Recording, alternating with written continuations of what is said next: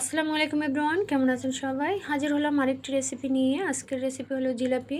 যেহেতু রমজান কাছে, এখানে শুধু মাত্র 3টি উপকরণ দিয়ে ময়দা, ইস্ট আর পানি, এর ছাড়া আর কোনো কিছুই দিব না। আমি কোনো খাবার রং, সোডা কোনো কিছু ইউজ করব না। এখানে মেজারমেন্ট কাপের 2 কাপ ময়দা নিয়েছি একটা শুকনো বলে। আমি প্রথমে এই যে 2 কাপ নেওয়ার পরে 2 কাপ আটার সাথে ময়দার সাথে 2 চা চামচ ইস্ট ব্যবহার করব। মেজারমেন্ট কাপগুলো একদম ফলো করবেন, তাহলে পারফেক্ট একটি জিলাপি হবে। খুবই মুসমুসে এবং সুন্দর জিলাপিগুলো হবে।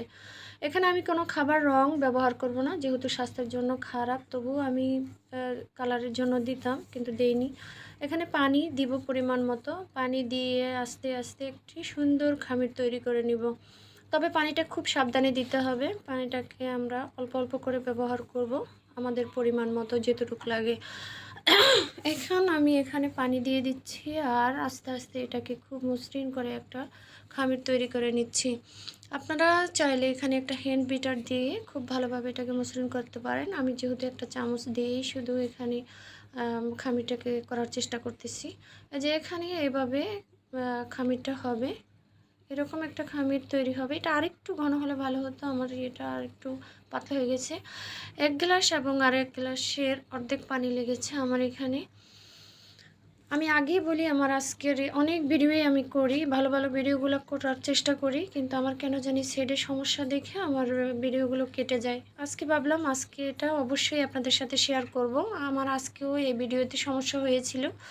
এখানে আমি 2 কাপ চিনিও নিলাম আর 2 কাপ পানি দিব। একদম পারফেক্ট মাপ এটাই, এর চাইতে বেশিও না। একদম মেজারমেন্ট কাপ দিয়ে মেপে নেবেন। আপনারা যেই কাপে বা যেই পাত্রে করে চিনি দিবেন, ঠিক সেই পাত্র এবং গ্লাস কিংবা মগ ওইটাই ইউজ করতে হবে।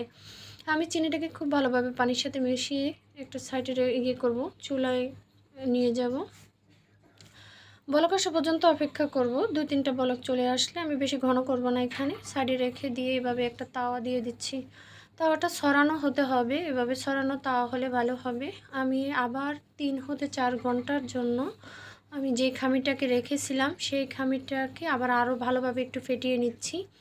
এই যে এখানে আমি এমন একটা সসের বোতলে আমি এটা নিচ্ছি। দেখেন আমার ভিডিওগুলো কিন্তু কেটে কেটে আসছে। আমি আজকে এর জন্য রাগ করেই চলে আসছি এখানে যে আজকে এটা ছাড়বই। কারণ অনেক ভিডিওই আমি খুব ভালো ভিডিও করি, কিন্তু ভিডিওগুলো কেন জানি কেটে যায়। আজকে ভাবলাম এটা কাটুক আর যাই করুক, আজকে আপনাদের সাথে শেয়ার করব। কেমন হয়েছে বলবেন, যদি ভালো লাগে তাহলে একটি লাইক দিবেন এবং চ্যানেলটাকে সাবস্ক্রাইব করে সাথে থাকবেন। আচ্ছা দেখেন, আমি মিষ্টি কম খাই দেখে সাথে সাথে তুলে নিয়েছি শিরার থেকে। আপনারা চাইলে 8 হতে 10 মিনিট আপনারা একটু ভিজিয়ে রাখবেন। এই যে দেখেন কতটা মুসমুসে হয়েছে এবং আরও ভালো থাকবেন। আল্লাহ হাফেজ।